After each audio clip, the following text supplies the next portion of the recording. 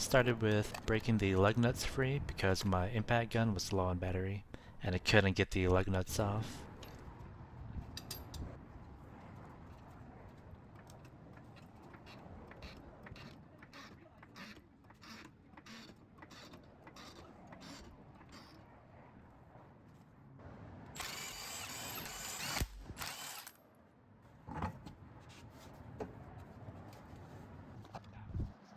The shock absorbers being held on by two 12mm bolts and one 19 on the bottom. It's gonna be this guy, but not on this side, this side. The reason for the scissor jack here is to raise the suspension to emulate the suspension load as if the vehicle was still on the ground with the tire on. This will also help reduce any unnecessary load on the bushings. I don't recommend power tools for this because the studs can easily break. But unfortunately, as you can see here, the stud is moving, so I'm pretty sure this was the beginning of the end for the stud. Hence why it broke later on. Because of the rust that's been building up on these studs, I knew I was going to break one of these at least. The reason why I smoked here is I sprayed some WD-40 on it and it got really hot, as you can see.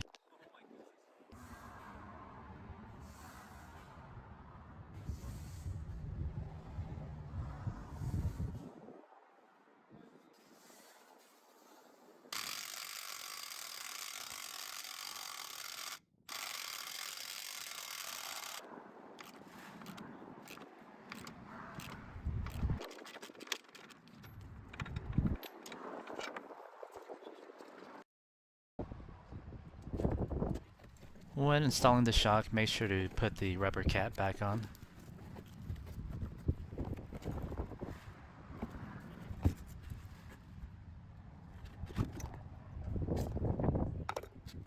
Now it looks like it just unscrews pretty easy, but I was actually fighting with this for a couple minutes before this. Usually I would be using a pass-through socket for this, but since I was traveling, I didn't bring any specialty tools with me.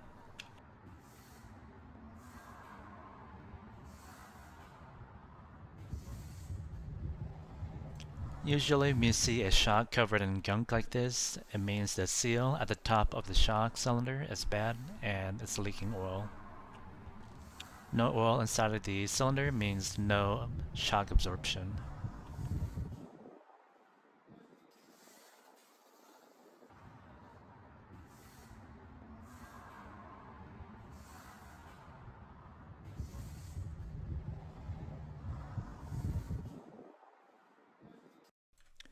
When putting the shock together, you want to make sure you have number 4, the seal gasket, or you might hear metal on metal rubbing while you're driving. You can buy the gasket on the top right, however, it does cost about $30 for one. Originally, I did install the shock without the gasket, guilty as charged, but I did end up making my own gasket at the very end. The torque spec for this nut is 55 foot-pounds. Torquing this down to the exact foot-pound is difficult without the proper tools. So without the proper tools, just tighten this down as much as you can. Again, I would recommend pass-through sockets or these strut nut sockets.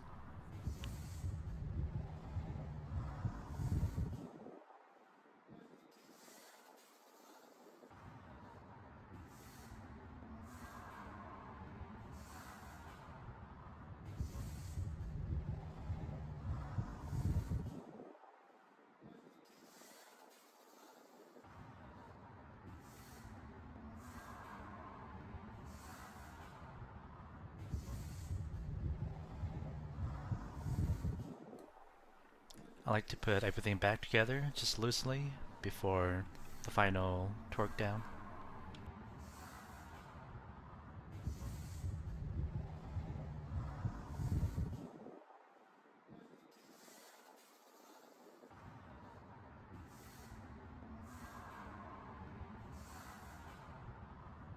In a way, I guess the stud breaking later on was good for me, since I forgot to put the rubber cap back on.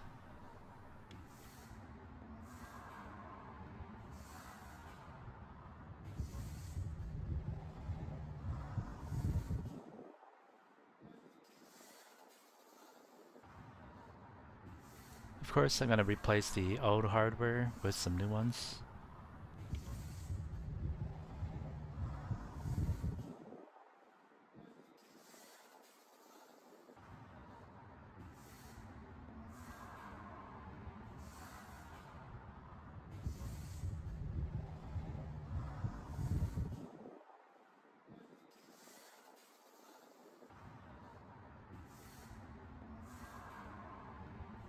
Just raising the jack a little more to create more suspension load.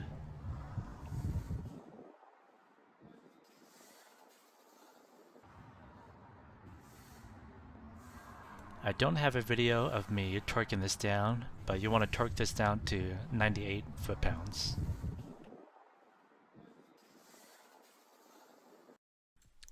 You don't want to over tighten these nuts. 21 foot-pounds is all I'd ask for, or else you'll end up breaking these studs.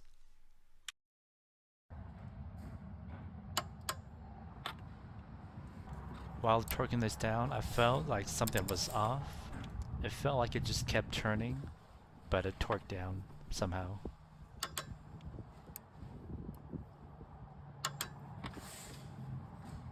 "24 hours later." While driving, I felt a thunk and then a bunch of knocking right afterwards. As you can see, the stud is broken. To get better access to the stud, we need to remove the splash guard, which is being held on by 6 thumb nuts, 2 screws, and a push clip.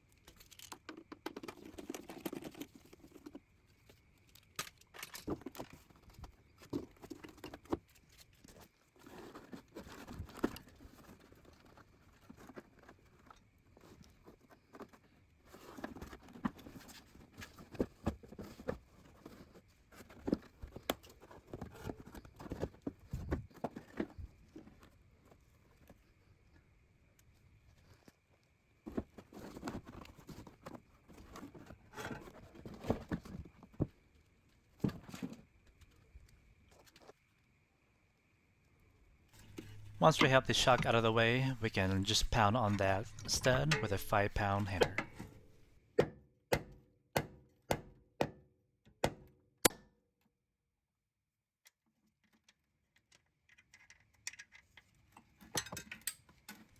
Looks like the stud was just spot welded in a couple spots. And the bolt that would be replacing the stud with is a M8 by 40mm, metric class 10.9, which is equivalent to grade 8. You don't want to use anything lower than a grade 8 or a metric class 10.9. Due to the weaker metals in the lower grades, the bolt could end up breaking. I'll be using some Weld Steelstik putty. Just knead the putty together until it turns into an even gray color.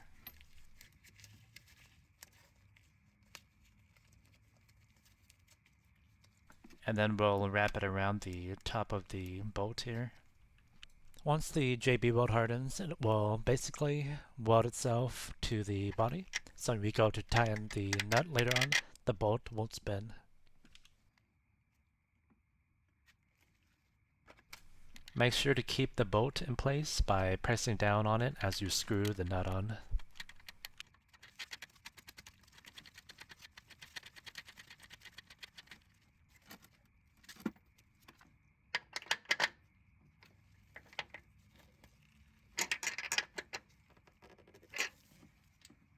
I'm pressing down the excess putty around the top of the bolt.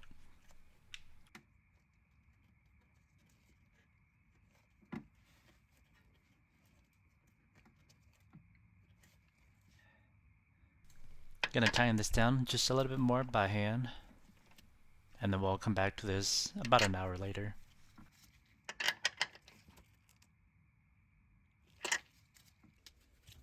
While we wait for the JB Weld to harden.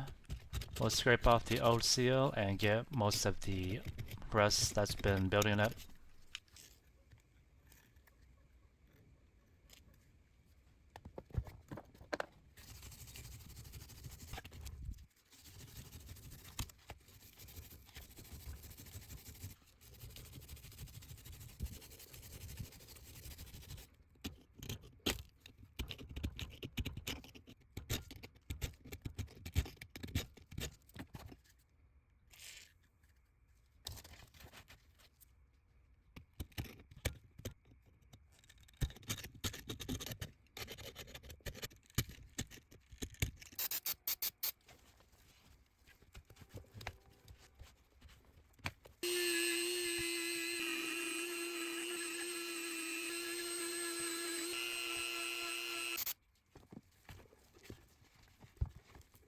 You can go to O'Reilly's and buy a whole roll of gasket material.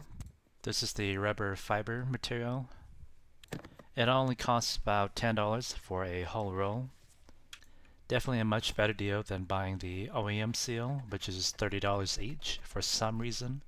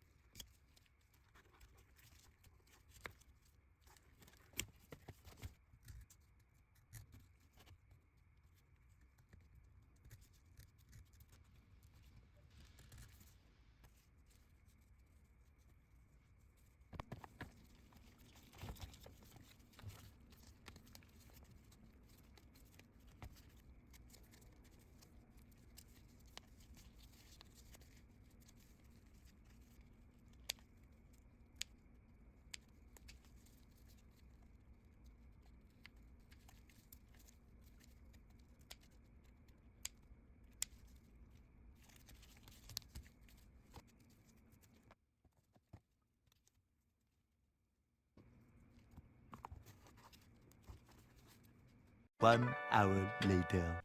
After an hour, the JB Weld should dry by now. And then the only thing left to do from here is to install the shock.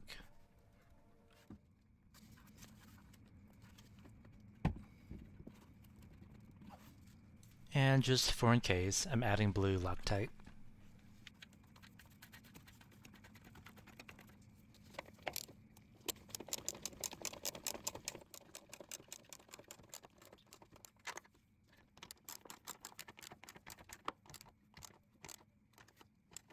And to torque it down.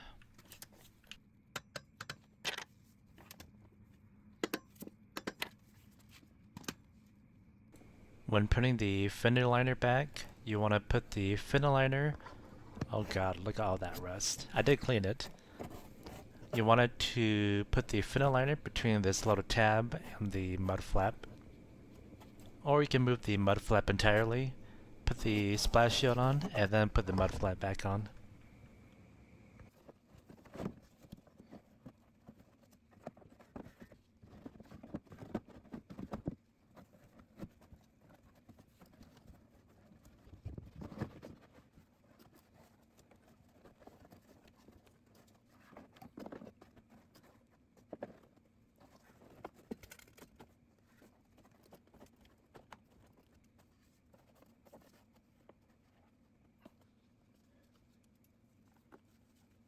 The only reason why I'm only putting the bottom one in is because the upper tab disappeared into the abyss.